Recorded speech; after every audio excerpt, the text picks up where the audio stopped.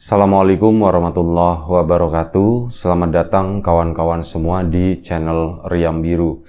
Terima kasih banyak untuk kawan-kawan yang sudah berkenan hadir di channel ini. Dan kali ini ada satu cerita datang dari Mbak Ismi di Jawa Tengah. Mbak Ismi itu menceritakan tentang satu peristiwa horor yang pernah dialaminya sekitar tahun 2009. Jadi pada saat itu Mbak Ismi bukan 2009, 2019 belum terlalu lama terjadi. Nah, di tahun tersebut sebenarnya udah dari beberapa tahun sebelumnya keluarganya Mbak Ismi itu punya satu bisnis sampingan, yaitu bikin parcel. Nah, bikin parcel itu seiring dengan berjalannya waktu itu kan orang biasanya cuma tinggal pesen terus nanti minta dikirim ke alamat ini kayak gitu kan. Nah, pada suatu hari Mbak Ismi itu dapat pesanan dari salah seorang yang memang nggak tahu gitu ya. Pesan 2 parcel, dan waktu itu memang momennya juga lagi momen lebaran, pasca lebaran, setelah lebaran. Ada orang pesan 2 parcel dan minta dikirim ke suatu alamat. Akhirnya sudah, Mbak Ismi pun beserta keluarga itu mempersiapkan segala sesuatunya, itu dibikin dan yang lain-lain. Dan memang waktu itu orderan juga lumayan cukup banyak ya. Ini sebagian itu udah punya orang semua, nanti malam rencananya mau dikirim. Nah, ini ada orderan masuk, ya sudah sekalian dikelarin, sekalian dibikin, nanti biar nanti malam itu mulai di deliver gitu. Dari mulai sore mereka jalan. Akhirnya apa? Udah selesai. Ini biasanya Mbak Ismi itu sama bapaknya. Cuman karena bapaknya Mbak Ismi itu ada keperluan, akhirnya sama omnya. Mereka berdua parcel itu dimasukin ke dalam mobil semua. Ya alamat udah tentu saja udah punya ya, udah ditata. Nanti dari sini ke sini, dari sini ke sini kayak gitu, berurutan. Dan waktu itu mulai berangkat sore hari, satu persatu alamat sudah di drop. Ada beberapa yang memang kayaknya nggak kekejar nih. Akhirnya sama omnya, "Mi, gimana?" kata si omnya tadi. "Om, kita pulang dulu aja deh," katanya begitu kan. Ya sudah gitu, kita pulang dulu aja. Soalnya apa? Rutenya itu ngelewatin rumahnya balik lagi ke Mbak Ismi itu. Tadinya kalau misal mau kekejar langsung bablas, nanti pulang sekalian gitu. Ternyata enggak, karena udah waktu mau maghrib. Jadi ya udahlah, kita mending pulang dulu, sholat dulu dan sebagainya. Akhirnya mereka kan pulang ke sana. Mbak Ismi juga waktu itu belum mandi karena dari siang ya. Mandi dan sebagainya. Akhirnya selepas maghrib mereka itu jalan lagi. 6:30 lah mereka itu udah keluar. Dan masih ada 3 atau 4 alamat yang belum selesai itu. Sampai akhirnya satu persatu, 1, 2, 3 alamat sudah selesai, tinggal 1 alamat terakhir. Ini lumayan cukup jauh karena masuk ke desa, ke daerah desa, dan ada effort buat nanya-nanya juga waktu itu. Ini alamat ini di sebelah mana ya, sebelah mana kayak gitu. Dan singkat cerita, ketemulah alamat tersebut. 2 parcel terakhir dikirim ke alamat itu. Cuman begitu Mbak Ismi sama omnya tiba di lokasi itu dalam kondisi yang rame.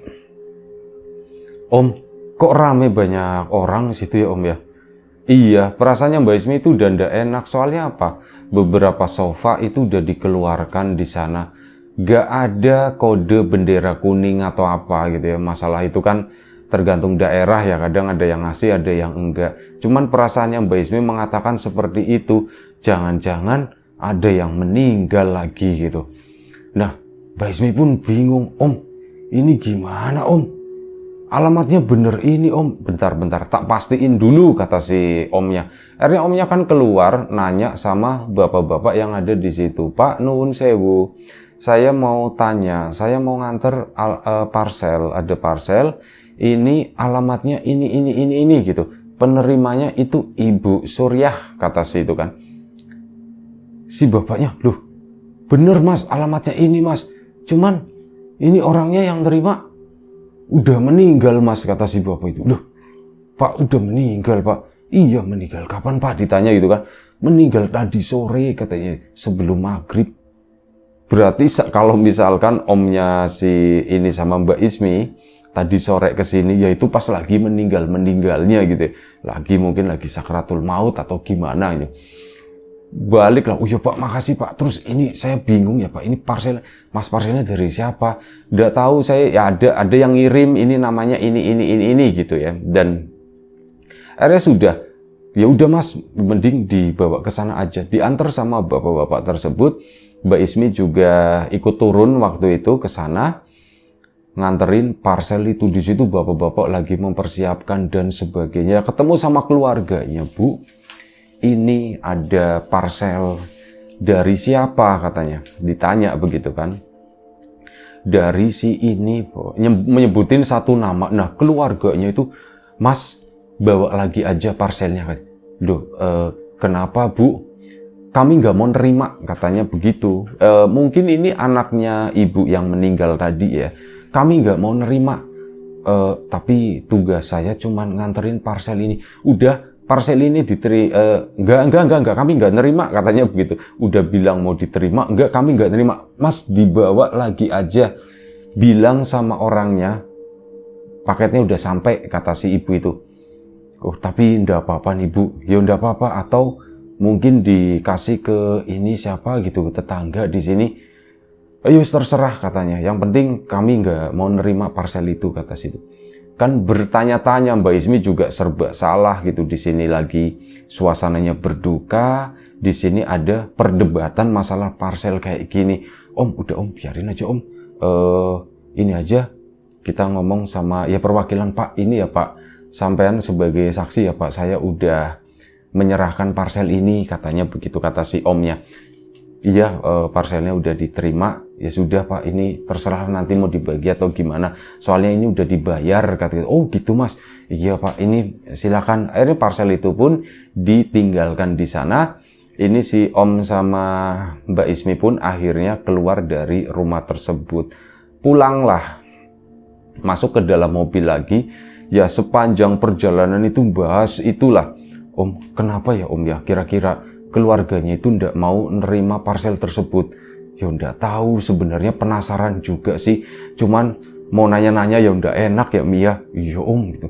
Sudahlah, pulang aja pulang. Atau gini ya Om, Mbak Isminya masih penasaran.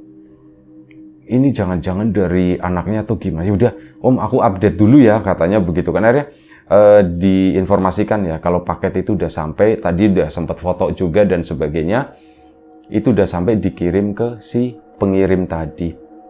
Si pengirim itu cuman bilang, makasih ya Mbak ya. Udah cuman bilang begitu. Ya sama-sama Mbak, makasih juga. Nah sudah pulang sampai ke rumah. Karena memang nggak terlalu, pulangnya itu karena udah tahu jalan gitu kan. Jadi lebih cepet lah, nggak terlalu lama. Singkat cerita sampai di rumah, Mbak Ismi pun cerita sama keluarganya. Bu, itu yang paket parcel terakhir Bu, itu ditolak sama yang nerima. Loh ditolak kenapa? Rusak atau gimana? Enggak Bu, nggak tahu, pokoknya nggak mau nerima. Diceritakan semuanya ya, bla bla bla bla begitu. Sampai akhirnya, berarti keesokan harinya, ini Mbak Ismi dapat telepon. Telepon itu dari orang yang ini tahun 2019 sebelum kemarin itu ya, sebelum COVID itu berarti. Nah ini dapat telepon. Mbak gitu kan. Oh iya Mbak, kenapa Mbak? Mbak, ini saya mau nanya, semalam paketnya beneran udah sampai Mbak?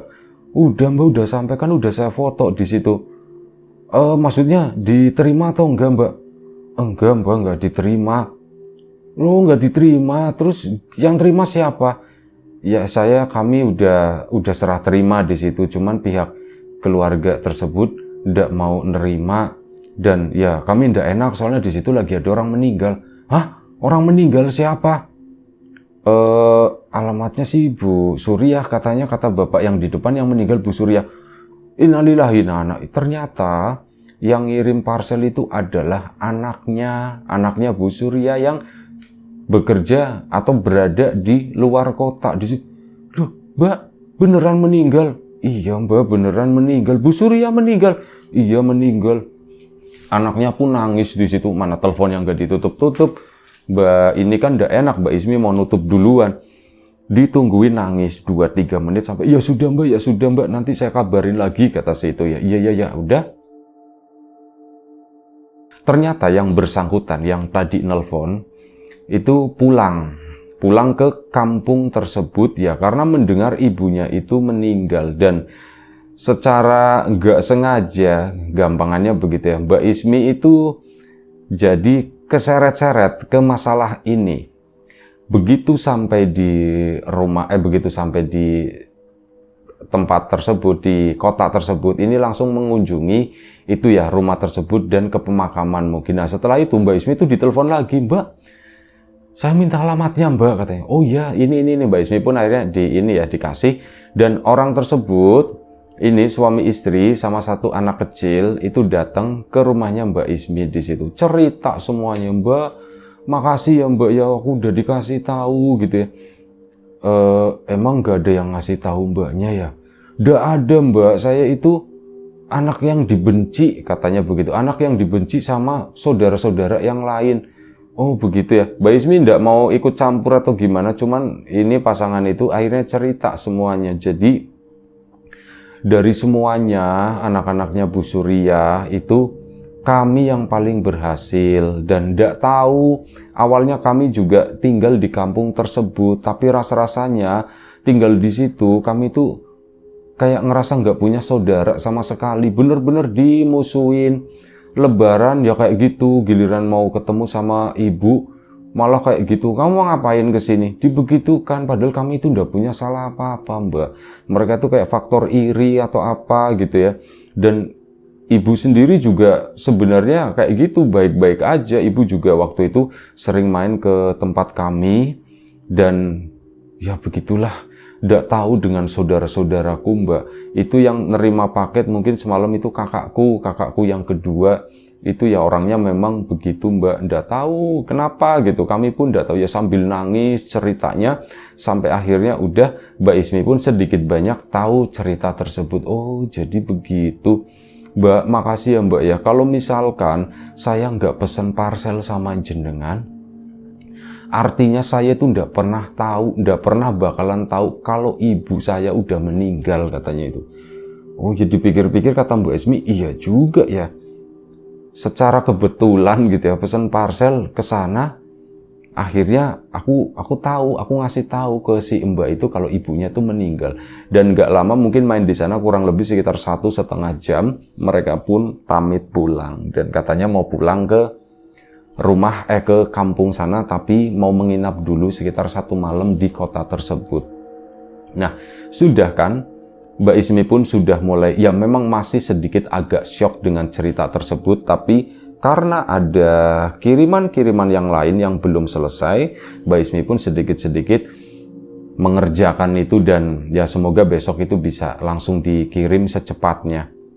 Akhirnya sudah fokus dengan pekerjaan, agak-agak sedikit lupa-lupa begitulah, sampai akhirnya malam itu juga Mbak Ismi kan begadang sampai, biasanya itu sampai sekitar jam 1 pagi. Nah ini lagi ngegarapin itu, ibunya Mbak Ismi itu udah capek dari jam 12. Mi, ibu tidur dulu ya. Iya Bu. Nah Mbak Ismi itu masih di ruang tamu di sana, cuman nggak ada sofanya. Itu memang buat kalau lagi lebaran begini, satu sisi itu buat tamu, gelaran pakai karpet, sisi yang satunya itu buat ngerakit parcel. Nah ini lagi ngerjain di sisi yang satunya, sekitar jam 1 pagi itu tadi, sendirian di situ, ada yang ngetok, tek.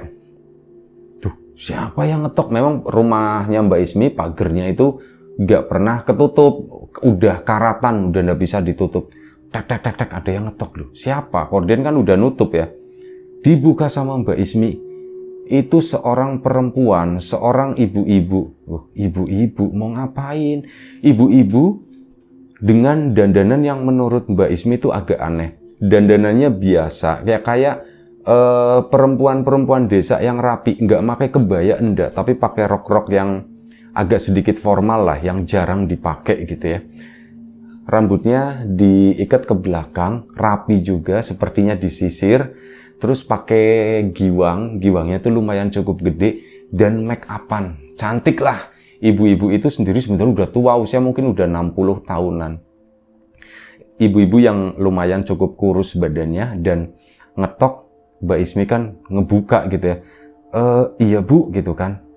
Mbak, saya mau ngambil paket saya, katanya. Mau ngambil parcel saya. Loh Ibu, mohon maaf, atas nama siapa ya Bu ya? Atas nama Suriah. Ngomong begitu, Mbak Ismi, bentar Bu, tak cari dulu. Suriah. Gak inget sama sekali dengan nama tersebut. Suriah. Di daftar buku itu kan ada buku besarnya Suriah. Loh, ini udah kekirim, Bu. Ini udah kekirim kemarin, Bu. Kemarin malam sekitar jam 8 kata si itu ya. Loh, saya kok belum menerima, kata si ibu tadi. Nah, di situ Mbak Ismi nyium bau melati yang pekat banget. Angin dari luar itu masuk ke dalam dan itu membawa bau melati gitu, bener-bener wangi. Mbak Ismi itu baru keinget kemarin jam 8 malam. Itu kan paketan terakhir yang orang yang meninggal itu namanya Bu Suriah. Nah, dari situ Mbak Ismi ndak berani nengok ke belakang langsung, ini masih ngeliatin buku besar gemeteran begini kan. Sampai akhirnya berani nengok begini. Nah, begitu nengok, untungnya apa? Perempuan itu udah ndak ada. Langsung ke sana, pintu pun ditutup, jegrep dikunci. Mbak Ismi pun masuk ke dalam itu, parcel bodoh amat gitu ya, besok lagi aja. Dia pun langsung masuk ke kamar, langsung pakai selimut gitu ya, ketakutan. Akhirnya tidurlah si Mbak Ismi tadi. Keesokan paginya cerita sama ibu, Bu, jam 4 itu udah bangun, ada grotek-grotek sedikit, ibunya udah bangun ya, bapaknya udah bangun, Mbak Ismi pun bangun. Bu, semalam Bu, katanya. Kenapa semalam, ada apa? Aku diketok Bu, pintu Bu. Nah, terus gimana? Seorang perempuan, ada seorang ibu-ibu, udah tua, sekitar 60 tahunan. Terus, gitu kan, mau ngapain dia? Mau ngambil parcel, kata si Mbak Ismi. Ngambil parcel, malam-malam begitu, jam berapa? Jam 1 Bu, jam 1 pagi. Loh, iseng banget malam-malam ngambil parcel, bukannya nanti biasanya dianterin atau gimana? Siapa? Namanya Bu Suriah Bu, gitu. Oh, Bu Suriah. Di buku ada, ibunya pun nggak ngeh dengan nama tersebut. Di buku ada Bu, dan parcelnya itu sebenarnya udah terkirim kemarin jam 8. Loh, udah terkirim kok, kenapa diambil lagi ke sini? Karena si ibu itu nggak pernah nerima parcel itu. Loh, kok bisa nggak pernah nerima? Ibunya tuh kayak lupa gitu ya. Loh, kok bisa nggak nerima parcel? Ya Bu, soalnya si ibu itu kemarin sudah meninggal. Astagfirullahaladzim, kata si ibunya. Itu yang kemarin, yang meninggal kemarin, Mi. Iya Bu, yang meninggal kemarin Bu. Semalam kesini tuh nagih parcel Bu. Duh, gitu ya. Terus gimana Mi? Ya udah, aku pas nyadar, aku pun lucu, aku pun ndak inget Bu sama sekali sama Ibu Suriah itu namanya tuh. Mungkin udah capek atau gimana ya. Tak cek di buku, aku nyadar itu Bro, ini udah terkirim kemarin jam 8. Duh, jam 8 itu kan waktu ada yang meninggal itu. Pas untungnya Bu, aku nengok ke sana, ibunya itu udah ndak ada. Ibu itu udah pergi, langsung tak tutup kan, grup masuk. Udah, nanti malam aku nggak mau begadang-begadangan Bu, aku lebih memilih kerja pagi aja, kata situ ya. Ya wis lah, terserah kamu, kok serem gitu ya Mi ya. Semoga nggak nagih-nagih terus ke sini, kata situ. Iya Bu, semoga nggak nagih-nagih terus ke sini. Nah, waktu itu kan Mbak Ismi masih punya nomor anaknya yang kemarin berkunjung ke situ ya, yang parcelnya ditolak. Coba dihubungi, Mbak, udah pulang ke kotaknya belum gitu kan? Belum gitu kan? Belum, kami masih di sini. Mbak, ketemuan sebentar yuk, katanya begitu. Ayo gitu kan. Si mbaknya pun akhirnya mau dan ketemuan di luar, di tempat makan gitu. Mbak Ismi pun cerita semua, Mbak, semalam mohon maaf banget, aku tuh ngalamin begini Mbak. Oh ya, kata situnya. Terus gimana ya Mbak ya, ini enaknya ya Mbak ya, aku kok jadi takut, kata si Mbak Ismi. Ya udah Mbak, nggak usah takut. Ya itu Lah, nggak tahulah, saya juga nggak tahu. Yang penting kan paketnya kemarin udah sampai ke sana, meskipun itu ditolak. Iya ya Mbak ya, ya cuman sebatas itu doang. Akhirnya mereka pun berpisah. Mbak Ismi ngobrol sama omnya lagi. Om, aku begini-begini, om ngalamin begini-begini. Nah, ada pendapat lain dari omnya, Mi. Gimana kalau misalkan ya, kamu coba, kita wis tak temenin sama om ke rumah sana yuk, gitu kayaknya. Om ngapain om? Ya bela sungkawa aja. Itu kan biasanya kalau orang habis meninggal kan ada tamu yang suka berkunjung ke sana, kerabat atau siapapun yang dikenal gitu. Kita ke sana yuk mumpung belum lama, kata si omnya. Emang mau ngapain om? Ya wis sudah, kamu ikut aja, kata si om. Ya udah om, aku ikut. Akhirnya Mbak Ismi sama omnya malam itu ke sana. Selepas maghrib datang, sebelum acara tahlilan gitu ya. Acara tahlilan itu biasanya kan selepas isya. Nah ini selepas maghrib, om sama Mbak Ismi itu datang ke sana. Ya disambut sama keluarga yang kemarin. Bu, kami yang kemarin ini ngirim parcel. Oh iya mas. Nah ibu yang kemarin galak itu, kali ini udah mulai membaik. Mereka tuh disambut gitu. Mas silakan sama mbaknya masuk ke sini, masuk silakan. Akhirnya duduk di situ, ya dikasih suguhan dan sebagainya. Mbak Ismi sendiri juga udah nyiapin ya amplop lah, sumbangan kayak gitu ya, sedekah untuk keluarga tersebut. Dan di sana akhirnya tuh ngobrol-ngobrol. Ya Mbak Ismi ceritakan semuanya. Kemarin saya ketemu sama si ini, begini-begini Bu. Dan karena semalam saya itu juga mengalami seperti ini. Makanya ya begitu, dan diwakili juga sama omnya. Mbak Ismi nambahin begitu, ini keponakan saya itu jadi malam itu ngalamin begini Bu. Ya takutnya ada sesuatu yang memang belum selesai atau gimana. Nah di situ ibunya tadi, si ibu itu akhirnya cerita, jadi gini Mbak. Ya mungkin jenengan percaya atau enggak, mau percaya silakan, enggak juga enggak apa-apa. Tapi yuk sini gitu kan. Akhirnya panggil ada beberapa ibu-ibu di sana yang sepertinya itu kakak beradik semuanya. Nah, di situ akhirnya ceritalah. Jadi begini, mendengar cerita dari mbaknya ini kan katanya begini dia itu dimusuhi di rumah ini. Ceritanya kan seperti itu. Nah, ini saya mungkin mewakili adik-adik saya di sini, Mbak Yu saya juga menceritakan apa yang sesungguhnya terjadi. Ini ya mereka tuh saksinya gitu ya. Dan akhirnya diceritakan, jadi si anak yang paling kecil itu, anggap aja namanya Mbak Yuni gitu ya. Itu si Yuni itu sebenarnya anak yang kurang ajar. Dari dulu itu bandel, dibilangin itu ndak nurut lah intinya gitu ya, sampai ya bikin kadang ibu kepikiran. Namanya juga anak paling kecil ya, anak paling bandel, ibu kepikiran, bapak juga kepikiran, sampai bapak itu sakit karena dia itu pernah nggak pulang kurang lebih sekitar 1 bulan. Itu bikin bapak sakit, dan ya akhirnya nggak lama setelah itu bapak meninggal karena kepikiran itu tadi. Si Yuni itu ndak pulang-pulang, setiap hari itu nyariin, setiap hari itu mikirin, ya jadinya kondisinya begitu ndak kuat. Ya tambah lagi lah begitulah, nggak kapok setelah bapak meninggal, masih dengan kehidupannya yang seperti itu, nggak mau diatur sesukanya. Sampai akhirnya kemarin puncak-puncaknya ya waktu itu Yuni udah menikah ya, dan tentu saja kami seneng gitu. Yuni udahlah udah menikah dan udah punya anak dan sebagainya intinya. Nah, waktu itu dia sempat balik ke sini, ke kampung ini, cuman tinggalnya memang nggak di rumah ini. Dia misah sendiri, ngontrak sebuah rumah.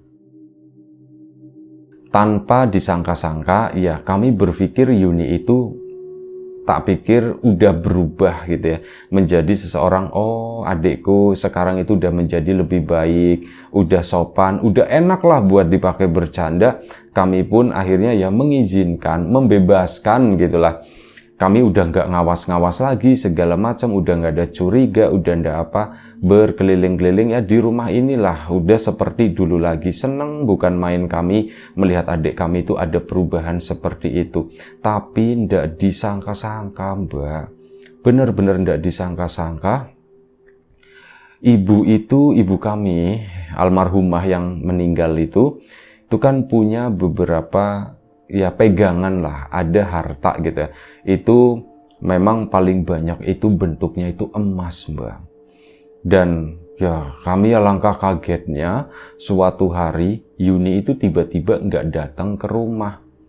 Tumben ya Yuni nggak datang ke sini ya, sampai 2 hari nggak datang. Dan pas kami cek ke sana ke kontrakannya, ternyata kontrakannya itu udah kosong. Yuni itu udah nggak ada di situ. Nggak tahu kenapa ya, kami pun mulai berpikir, ada apa ya? Dan kami langsung kepikiran lemarinya ibu. Udah ke sana, brek tak buka, emas itu semuanya ndak ada Mbak. Bener-bener hilang, bersih gitu ya. Nggak kesisa satupun, yang namanya anting kecil aja itu nggak kesisa, bener-bener habis.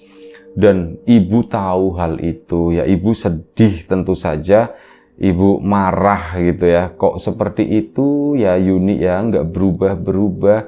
Ibu pun jadi kepikiran terus begini gitu, dan ibu pun mulai sakit-sakitan. Ya sudah, kami pun sepakat, kami udahlah ndak usah ngabarin Yuni, toh kami juga ndak tahu dia sekarang di mana gitu. Udah biarin aja.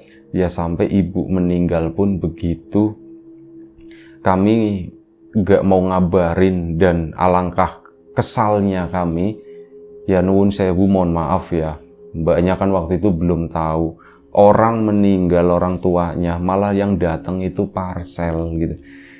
Ya itu gimana kami ndak marah, mohon maaf ya Mbak ya, katanya, oh iya Bu, ndak apa-apa. Dan ya akhirnya seperti itulah ceritanya terbongkar kalau Mbak Yuni itu begitu. Memang Mbak ini siapa namanya, Mbak Ismi juga agak sedikit curiga waktu itu ya. Kalau dilihat dari, mohon maaf kata Mbak Ismi, kalau dilihat dari tampang suaminya sepertinya biasa-biasa aja. Bukan, mohon maaf, bukan orang yang tampilannya bersih gitu ya, tapi lebih cenderung ke dekil. Mbak Yuninya juga sama, rambutnya itu dimerah-merahin tapi ndak pantas gitu ya, agak-agak dekil juga. Anaknya juga seperti itu, kok kayak gitu, katanya mau nginep di hotel. Wah, gaya hidupnya itu keren juga. Bahkan saat makan siang waktu itu Mbak Ismi pun ditraktir sama dia. Oh begini-begini, uangnya banyak juga. Udah kayak gitu pakai beli parcel yang harganya itu lumayan cukup mahal juga, berapa ratus ribu untuk satunya gitu ya. Ya ada kecurigaan seperti itu, tapi ternyata di balik itu ya itu ada kejadian bahwa emas mungkin sekian ratus gram kali ya, berapa on gitu, katanya itu banyak banget. Dan ya sudah, akhirnya ternyata kebongkar seperti itu. Mbak Ismi pun akhirnya ya tidak mau berurusan lagi dengan hal tersebut. Dan setelah itu memang udah nggak ada gangguan sama sekali. Sosok yang menyerupai Ibu Suriah itu pun udah nggak datang-datang lagi ke rumahnya Mbak Ismi. Udah aman semuanya, itu udah selesai begitu saja. Ya itu aja satu cerita yang mungkin tidak terlalu panjang, tapi semoga cerita ini tetap bisa menghibur kawan-kawan semuanya. Baik, terima kasih Mbak Ismi atas ceritanya. Terima kasih kawan-kawan semua atas support dan dukungannya, apapun itu, udah nontonin sampai detik dan menit ini. Terima kasih banyak.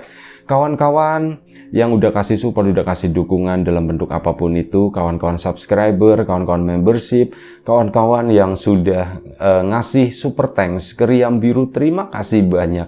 Kawan-kawan yang udah ngasih like, udah nge-share ke yang lainnya, kawan-kawan yang udah ninggalin komentar juga terima kasih banyak. Doa terbaik dari kami untuk kawan-kawan semua, semoga selalu diberi kemudahan dalam hal apapun. termasuk kemudahan dalam hal rizki. Yang sakit segera diberi kesembuhan, yang sehat tetap dijaga kesehatannya. Sampai jumpa di episode selanjutnya Riam Biru. Jaga kesehatan kawan-kawan semuanya. Assalamualaikum warahmatullahi wabarakatuh.